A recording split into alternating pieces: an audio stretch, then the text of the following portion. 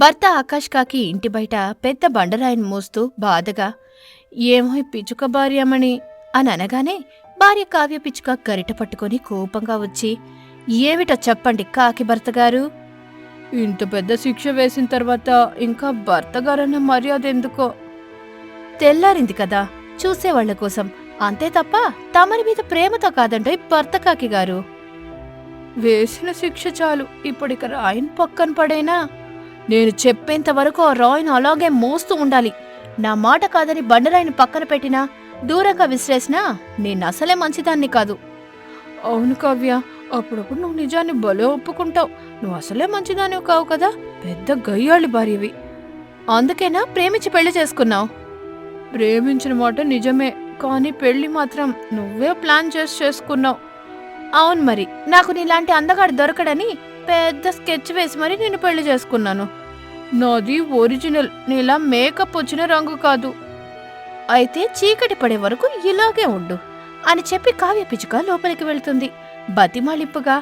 అలా వెళ్ళిపో కావ్య, ఇప్పుడు మాత్రం ఈ బండరాయిని తీసేస్తాను కావ్య. అసలే ఇప్పుడు నా ఫ్రెండ్స్ వస్తారు, నన్ను ఇలా చూస్తే నా పరువు పోతుంది. అర్థం చేసుకో కావ్య, అసలే నేను నా ఫ్రెండ్స్ ముందు గొప్పగా చెప్పుకుంటాను అని అనగానే కావ్య పిచ్చుక తిరిగొచ్చి ఆ గొప్పేమిటో నేను చెప్పనా. నేనంటే నా భార్యకి హడల్, నేనెంత చెప్పితే అంత. నాకు ఎదురు తిరిగితే దానికి మామూలుగా ఉండదు.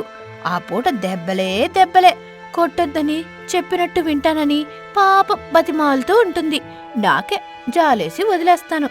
ఎంతైనా కట్టుకుని వెళ్ళాలి కదా, కలిసిమెలిసి కాపురం చేయాల్సిన భార్య కదా అని దయ చూపించానని చెప్పుకుంటావు, అంతే కదా అని భార్య పిచ్చుక చెప్తుంటే అలా ఆశ్చర్యంగా చూస్తుంది భర్త కాకి. కరెక్ట్గా చెప్పానా, ఏమైనా తప్పు చెప్పానా? ఇదంతా నీకెలా తెలుసు? సాడెస్ట్ భార్యను కదా, నాకలా తెలిసిపోతాయి అంతే. నీకు దండం పెడతానే, కావాలంటే కాళ్ళు కూడా పడతాను. ఫ్రెండ్స్ వచ్చే వేళైంది, ఈ రాయిని తీసేస్తున్నాను. నేను చెప్పేంత వరకు రాయిని తీసేస్తే తలకిందులుగా వేలాడదీసి కింద మంట పెడతాను, ఆ తర్వాత నీ ఇష్టం అని చెప్పి కావ్య పిచ్చుక ఇంట్లోకి వెళ్ళిపోతుంది. భర్త కాకి రాయి బరువును మోస్తూ తిక్కులు చూస్తూ వీళ్ళు ఏ దిక్కు నుంచి వస్తారో అర్థమే కావడం లేదు అని అనుకుంటూ ఉండగా తన ఫ్రెండ్స్ కొంగరవి, చిలక చిన్న, క్రిష్ పావురం వచ్చేశాయి.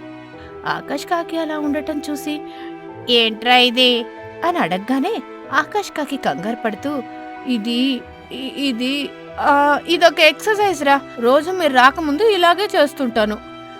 అవునరా, ఇంతకీ ఈ ఎక్సర్సైజ్ పేరేమిటో? అది అది అని చెప్పగానే ఆకాష్ కాకి తడబడుతుండగా క్రిష్ పావురం నవ్వుతూ సాడిస్ట్ భార్య ఎక్సర్సైజ్ అంటారు, అంతే కదరా? అంతే అంతే అని అంటుంటే తన చుట్టూ ఉన్న ఫ్రెండ్స్ నవ్వుతుంటారు. కావ్య పిచ్చుక ఆవేశంగా బయటకు వచ్చి చేతిలో ఉన్న గరిటెను విసిరి కొడుతుంది. అదొచ్చి రాయి పట్టుకున్న భర్త కాకి తగులుతుంది. అది చూసి ఫ్రెండ్స్ నవ్వడం ఆపేస్తారు. మీరిక్కడి నుంచి వెళ్ళండి, నేను తర్వాత వచ్చి కలుస్తాను. ఇంత సాడిస్ట్ భార్య అవసరమారా? అవునరా ఆకాష్, నిన్ను భర్త అనుకుంటుందా పశువు అనుకుంటుందా? ఇంతలా శిక్షించడం ఏమిటి, ఆ కొట్టడం ఏమిటి? నీకు ఈ కావ్య భార్యగా సెట్ అవ్వదురా, విడాకులిచ్చేయ్ అని అంటుంటే ఇంట్లో ఉన్న కావ్య పిచ్చుక ఆ మాటలు వింటూ వీళ్ల మొఖాలు మండ నా కాపురంలో చిచ్చు పెట్టేలా ఉన్నారు, ఏదో ఒకటి చెయ్యాలి, ఎలాగైనా వీళ్ళని ఇక్కడి నుంచి పంపించాలి అని అనుకుంటూ ఉండగా తన భర్త ఆకాష్ కాకి మాటలు వినపడ్డాయి. మీకు పెళ్లిళ్ళు కాలేదు కాబట్టి భార్య విలువ తెలియడం లేదు, భార్య ప్రేమ అర్థం కావడం లేదు. పైకి నా భార్య సాడిస్టు, నాతో ఈ బండరాయిని మోయించడం, గరిటతో కొట్టడం లాంటివే మీ కళ్ళకు కనబడుతున్నాయి. తను ఇలా చేస్తూ నా మీద చూపిస్తున్న ప్రేమ భర్తగా నాకు మాత్రమే తెలుస్తుంది, మీకు తెలీదు అని చెప్పగానే కావ్య పిచ్చుక సంతోషపడింది. కాని ఆకాష్ కాకి ఫ్రెండ్స్ మాత్రం వెటకారంగా అంటూ హేళన చేశారు. ఛా, లోపల ఒక పెగ్ పడగానే తిట్టరాని తిట్లు తిడతావు, ఇప్పుడు మాత్రం ప్రేమ అంటున్నావు, ఏంటో ఇది. నువ్వేట్రా ఉన్నట్టుండి గొప్పవాడివయ్యావు. ఒరే కాకి, నీకు భార్య పిచ్చి ముదిరిందిరా. మీరు ఎలా అనుకున్నా సరేరా, తను ఇలా చేస్తుందంటే అది నా మీద ప్రేమతోనే. నేను బాగుంటేనే కదా తను బాగుంటుంది, మాకు పుట్టబోయే పిల్లలు బాగుంటారు. అందుకే నా భార్య సాడిస్ట్గా మారి ఇలా శిక్షిస్తోంది. అప్పుడు నేను దీని సాడిస్తనానికి భయపడే ఈ తాగుడు మానేసి ఇది చెప్పినట్టు వింటానని అనుకుంటుంది, అందుకే ఇలా ప్రవర్తిస్తోంది అని చెబుతుంటే ఇంట్లో ఉన్న భార్య పిచ్చుక విని ఆనందంగా కన్నీళ్లు పెట్టుకుంటూ తనలో తను పర్వాలేదు, నా కాకి మొగుడు నన్ను బాగానే అర్థం చేసుకున్నాడు. ఏమో అనుకున్నాను, ఆయనకు కూడా నేను ఇదంతా చేస్తుంది తన కోసమేనని అర్థమైంది. ఇక తాగుడు మానేస్తాడని అనుకుంటున్నాను అని ఆనందపడుతుంది. సరిగ్గా అప్పుడే, ఇక తాగడానికి రానని, మాతో తిరగడానికి రానని నిన్ను మొత్తానికే మర్చిపోమని చెబుతున్నావు కదా, అంతేనా? మీరిక్కడి నుంచి వెళ్ళండి. నేనేదోలా నా భార్యని బతిమాలొస్తాను. ఎక్కడి పని అక్కడే చేయాలి. ఎప్పుడు చూపించాల్సిన ప్రేమ అప్పుడే చూపించాలి అని చెబుతుంది. అది విని కావ్య పిచ్చుక, ఇది సరిపోవడం లేదు, డోస్ పెంచాలి అని అనుకునొచ్చి, మోసింది చాలు, ఇక వెళ్ళండి అని చెప్పగానే ఆకాష్ కాకి సంతోషపడుతూ వెళ్ళింది. ఆ రోజు రాత్రి మళ్ళీ తాగేసొచ్చింది. కావ్య పిచ్చుక బయట చెట్టుకు కట్టేసి వేలాడదీసింది. తాగింది దిగిన తర్వాత బతిమాలడం మొదలుపెట్టింది. రౌడీగా చెప్పుకునే సురేష్ గ్రద్దకి ఆ రోజు ఎలాంటి సెటిల్మెంట్స్ లేకపోవడంతో తన అసిస్టెంట్ చక్రం కొంగతో తన ఇంట్లో కూర్చొని చికెన్ తింటూ ఉంటుంది. అన్నా, ఈరోజు మనకు ఎలాంటి సెటిల్మెంట్స్ లేవు. తిన్న తర్వాత ఏం చేద్దామన్నా? నా చెల్బుల్ మాల్ని పిచ్చుకుంది కదరా, తన దగ్గరికి వెళ్దాం. అన్నా, నువ్వింకా ఆ మాల్ని పిచ్చుకుని మర్చిపోలేదా? అంత తేలిగ్గా మర్చిపోవడానికి నేను మాలిని పిచ్చుకును ఆశపడలేదురా. తనని మనసారా ప్రేమించాను. కానీ నువ్వు ఆ ప్రేమను మాల్ని పిచ్చుకతో చెప్పకుండా నీలో నువ్వే దాచుకుంటే మాల్ని పిచ్చుక వదినకి ఎలా అర్థమవుతుందన్నా? పిచ్చోడివిరా నువ్వు. తనే ప్రాణంగా బతికిన నేను నాలో ఉన్న ప్రేమని తనకి చెప్పకుండా ఎలా ఉంటానని అనుకున్నావురా? ఏమిటి, నువ్వు ప్రేమిస్తున్న విషయం మాల్ని పిచ్చుక వదినకి చెప్పావా? ఎప్పుడు చెప్పావు? అప్పుడు నేను ఎక్కడికి వెళ్ళాను? నీకు తెలియకుండా చాలాసార్లు మాలిని పిచ్చుక దగ్గరికి వెళ్ళాను, కలిశాను, నా ప్రేమ సంగతి చెప్పాను. పెళ్లి చేసుకుని భార్యగా అపురూపంగా చూసుకుంటానని ప్రమాణం కూడా చేశాను. అయినా మాలిని పిచ్చుక వదిన ఒప్పుకోలేదా అన్నా? లేదురా, ఒప్పుకోలేదు. ఒప్పించడానికి చాలా ప్రయత్నం చేశాను. తనతో నా ఇంటికి రా, నిన్ను మహారాణిలా చూసుకుంటానని ఎంత చెప్పినా వినలేదు. చేతులు పట్టుకుని బతిమాలాను, గడ్డం పట్టుకుని వేడుకున్నాను, చివరకు కాళ్ళు కూడా పట్టుకుని ప్రాధేయపడ్డాను. అయినా ఒప్పుకోలేదా అన్నా? నీకు నిజంగానే దిమాక్ లేదురా. పెళ్లికి ఒప్పుకుంటే ఈ ఇంట్లో మాలిని ఉండేది కదా. నీ చేతి దిక్కుమాలిన ఈ వంటకు బదులు రుచికరమైన తన చేతి వంట తింటూ ఉండేవాణ్ణి కదా. నీతో ఇలా మాట్లాడుతూ టైం వేస్ట్ చేసేవాణ్ణి కాదు కదా. నువ్వు అంటుంటే నాకు దిమాక్ లేదన్నది నిజమే అనిపిస్తుందన్నా. సంతోషం. కనీసం రేపటి నుంచైనా ఉప్పు కారం వేసి వండటం నేర్చుకో. నా మాలిని ఎంత అద్భుతంగా చేస్తుందోరా. గడిచిన గతం చేసిన గాయాన్ని మళ్ళీ ఎందుకు గుర్తు చేసుకుంటావన్నా? అది గాయం కాదురా, మర్చిపోకుండా ఉండటానికి నా మాలిని పిచ్చుక చేసిన అందమైన మచ్చ. ఏదేమైనా ప్రాణంగా ప్రేమించే నిన్ను వదులుకోవడం తన దురదృష్టం. అందుకే కాళ్ళు లేని మొగుడు కాకితో కష్టాలు పడుతూ జీవనం సాగిస్తూ ఉంటుంది. సరేలేరా, మనం మాలిని పిచ్చుక దగ్గరికి వెళ్దాం పదా అని చెప్పి చక్రం కొంగతో కలిసి తన ఇంటి నుంచి సురేష్ గ్రద్ద బయలుదేరుతుంది. చెక్క కాళ్ళని తీసుకుని ఇంటివైపు వెళ్తున్న మాలిని పిచ్చుక, ఈ చెక్క కాళ్ల కోసం అప్పుడెప్పుడో వచ్చాను. ఇంటి దగ్గర కాళ్ళు లేని భర్త ఆకాష్ కాకి ఎలా ఉన్నాడో ఏమో. చూసుకోవడానికి రమ్మని అత్తయ్య పిచ్చుకకి ఎంత చెప్పినా వాడు కాళ్ళు పోగొట్టుకున్నప్పుడే నా దృష్టిలో చనిపోయాడు, వాడికి మాకు ఎలాంటి సంబంధం లేదని తేల్చి చెప్పేసింది. ఇప్పుడు నేనే నా భర్త కన్ని అని మాలిని పిచ్చుక మరింత వేగంగా తన ఇంటివైపు వెళ్తూ ఉంటుంది. ఇంతలో సురేష్ గ్రద్ద చక్రం కొంగ కలిసి కాళ్ళు లేని ఆకాష్ కాకి ఇంటికి వచ్చాయి. కాళ్ళు లేని ఆకాష్ కాకి మంచం మీద దుప్పటి కప్పుకొని పడుకొని బాధపడుతూ, వచ్చావరా? నువ్వు ప్రేమించిన మాలిని పిచ్చుకొని నేను పెళ్లి చేసుకున్నందుకు కోపం తెచ్చుకొని ఒక వర్షం రోజున ఒంటరిగా నా దగ్గరికి వచ్చి నా 2 కాళ్ళని నరికేశావు అని ఆకాష్ కాకి అనగానే చక్రం కొంగ ఆశ్చర్యంగా చూస్తుంది. అప్పుడు ఇప్పుడు నేను నిన్ను బతిమాలుకుంటూనే ఉన్నాను. కాళ్ళు లేకుండా నేను నా భార్య మాలినికి భారంగా బతకలేను. నన్ను చంపే. నువ్వు నా కాళ్ళు నరికిన విషయం నా భార్య మాలిని పిచ్చుకకు ఎప్పటికీ తెలియదు. తెలిసినా ఏం చేస్తుందిరా?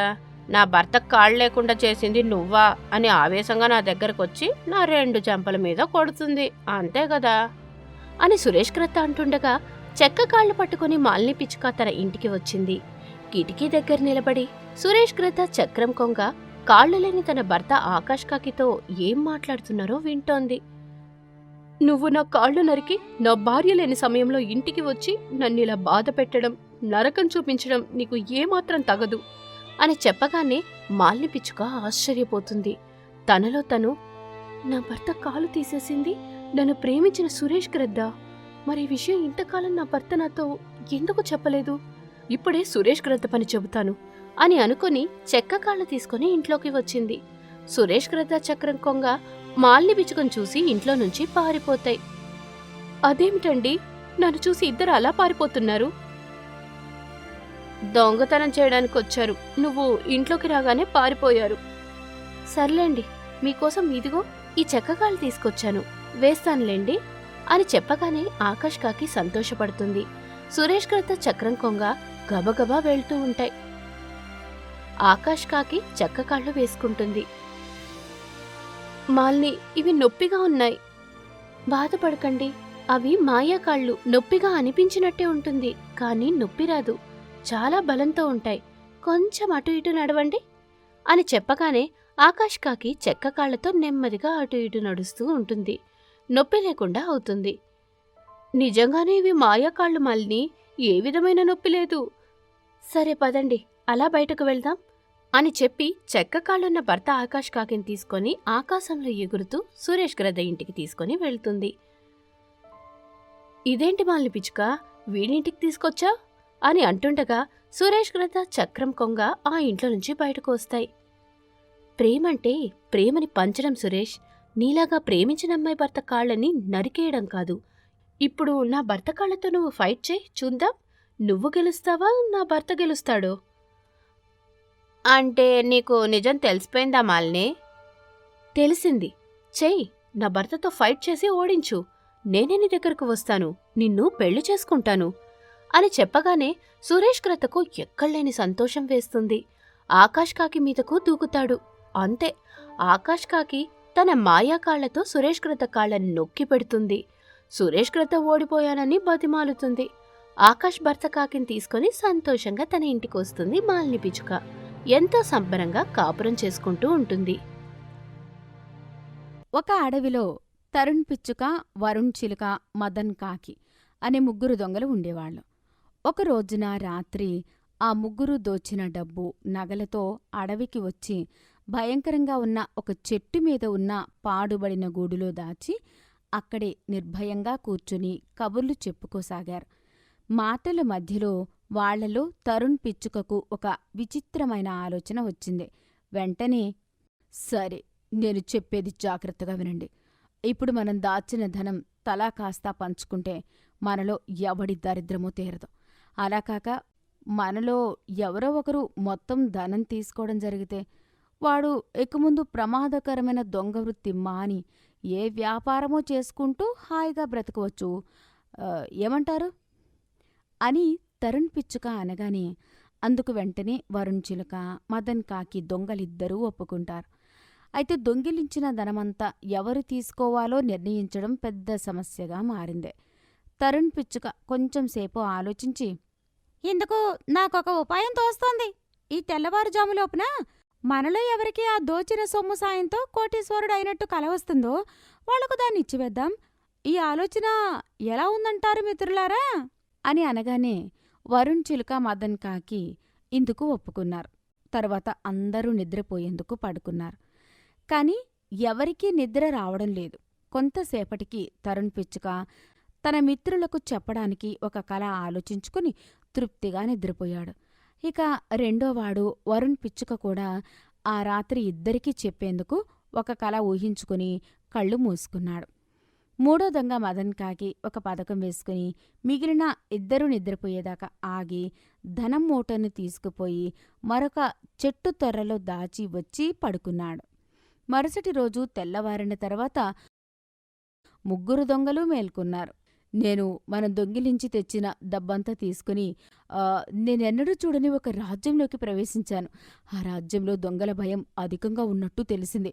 డబ్బంతా ఎక్కడైనా సురక్షిత ప్రదేశంలో దాచి ఏదైనా వ్యాపారం చేద్దామనుకున్నాను. కాని దురదృష్టవశాత్తు ఆ రాత్రే డబ్బంతా దొంగల పాలైంది. నాకు దుఃఖం ఆగింది కాదు.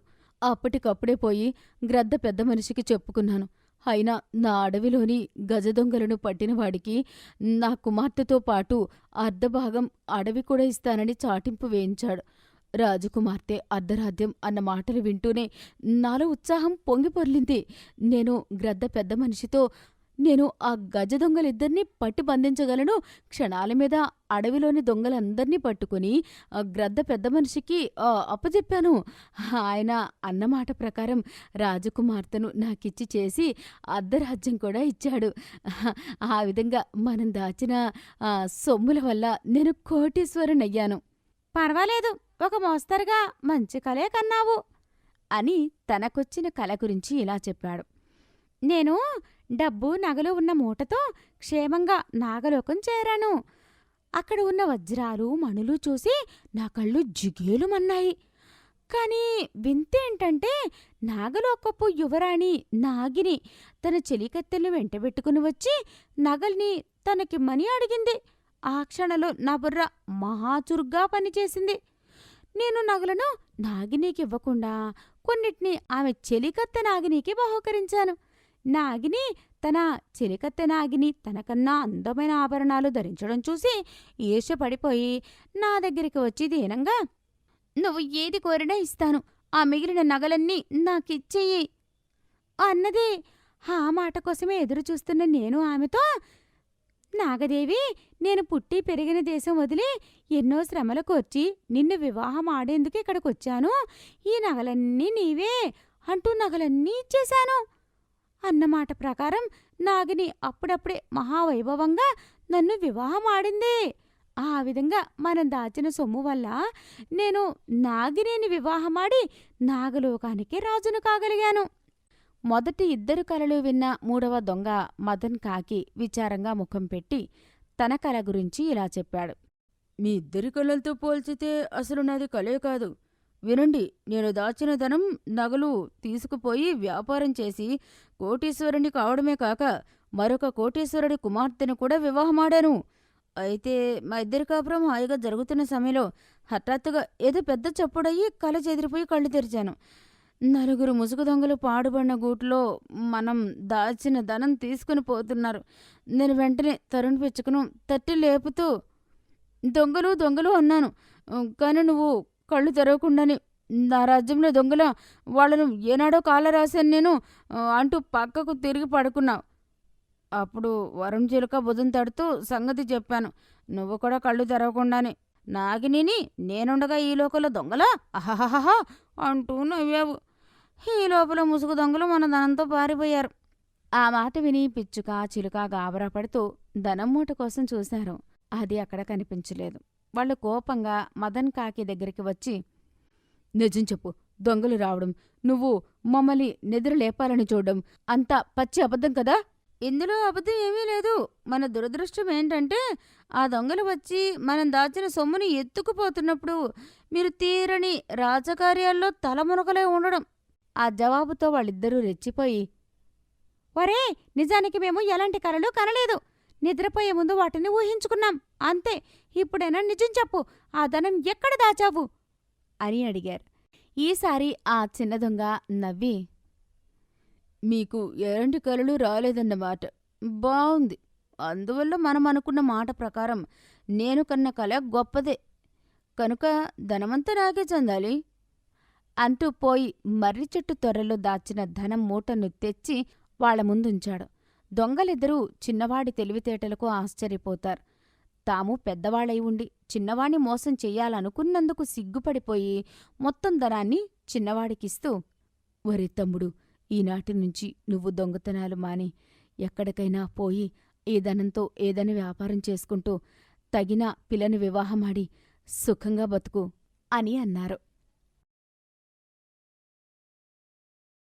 ఒకానొక అడవిలో ఒక పేద కాకి, రిచ్ పిచ్చుక అనే 2 పక్షులు ఉండేటివి. ఎంతో స్నేహంగా ఉండేటివి.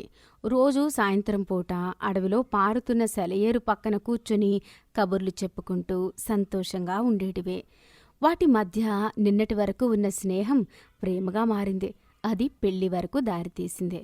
కాని పెళ్లి చేసుకోలేదు. ఒకరోజున పేద కాకి తన తల్లి కాకితో కలిసి పంట పొలం దగ్గరికి వచ్చాడు. కష్టపడి వేసిన పంట మొత్తం పురుగులు పట్టి నాశనమైంది. అది చూసి తల్లి కాకి తల్లడిల్లిపోతూ గుండెలు బాదుకుంటూ ఏడుస్తూ ఉంటుంది. అయ్యో బిడ్డా, వ్యవసాయాన్ని నమ్ముకున్నందుకు ఎంత కష్టం వచ్చారా నీకు. ఇప్పుడు ఈ పంట కోసం చేసిన అప్పు ఎలా తీరుస్తావు కొడుకా? ఇప్పుడు ఆ డబ్బు ఇచ్చిన గ్రద్ద వస్తే ఏం చేస్తావు బాబూ అంటూ ఏడుస్తూ ఉంటుంది తల్లి కాకి. పేద కాకి కూడా మౌనంగా కన్నీళ్లు కారుస్తూ ఉంటుంది. కాని తల్లి ముందు ఏడిస్తే బావుండదని, ఒకవేళ ఏడిస్తే తల్లి ఇంకా దిగులు పడుతుందని పేద కాకి పైకి ఏడవకుండా లోపల బాధపడుతూ ఉంటుంది. ఏడుస్తున్న తల్లి కాకి అప్పు ఇచ్చిన గ్రద్ద క్రూరత్వాన్ని తలుచుకుంటూ కొడుకు కాకితో ఇలా అంటుంది. బాబూ, మానసికంగా శారీరకంగా గ్రద్ద పెట్టే బాధను భరించలేం. అలాగని ఈ అడవి వదిలిపెట్టి మోసం చేసిన కాకి కుటుంబంగా మరొక అడవిలో బతకలేము. ఇక మనకు చావు తప్పదు. ఈ చావే మనల్ని అన్నింటి నుంచి కాపాడుతుంది. ఈ చావే మనల్ని పైలోకంలోనైనా ప్రశాంతంగా ఉండనిస్తుంది బాబు. అమ్మా, పిరికితనంతో చావడానికి నువ్వు నాకు పిరికి పాలు పోయలేదమ్మా, పులిపాలు పోశావు. సమస్య ఏదైనా కానివో ఎదురు నిలబడి పోరాటం సాగిద్దాం. మన బతుకుబండిని ముందుకు పోనిద్దాం. గ్రద్ద సంగతి నీకు తెలియదు బాబు. దాని చేతిలో చనిపోవడం కంటే నీ చేతిలో చనిపోతాను. నువ్వు జాగ్రత్త బాబు అని చెప్పి పొలంగట్టున కనబడుతున్న పురుగుల మందు డబ్బాని తీసుకుని గబగబా తాగేస్తుంది తల్లికాకి. అది చూసి పేదకాకి వేగంగా తన తల్లి దగ్గరికి వస్తాడు. పురుగుల మందుకు పురుగులు చనిపోలేదు కాని తల్లికాకి ప్రాణం మాత్రం చిటికలో పోయింది.